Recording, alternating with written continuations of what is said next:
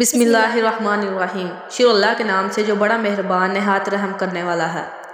السلام علیکم پیارے دوستو، امید ہے کہ آپ سب خیریت سے ہوں گے۔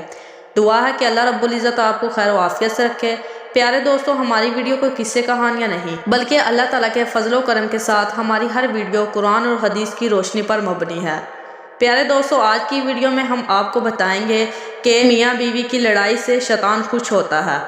رسول صلی اللہ علیہ وآلہ وسلم سے دریافت کیا گیا کہ یا رسول اللہ صلی اللہ علیہ وآلہ وسلم، سب سے اچھی عورت دنیا میں کون ہے؟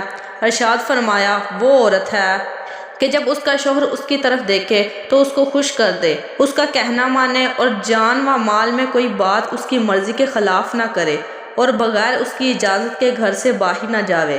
اور ارشاد فرمایا حضور صلی اللہ علیہ وآلہ وسلم نے کہ شیطان ہمیشہ رات کو سمندر کے اوپر اپنا تخت بچھا کر اس پر بیٹھتا ہے اور اپنے سپاہیوں سے پوچھتا ہے کہ آج تم نے آدمیوں سے خدا کی کون کون سی نافرمانی کروائی؟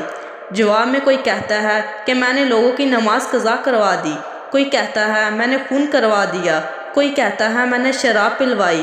غرض اپنی اپنی کارروائی اور شرارتیں بیان کرتے ہیں تو شیطان خفا ہو کر کہتا ہے کہ دور ہو جاؤ، تم نے آدمیوں کو کچھ بھی نقصان نہیں پہنچایا۔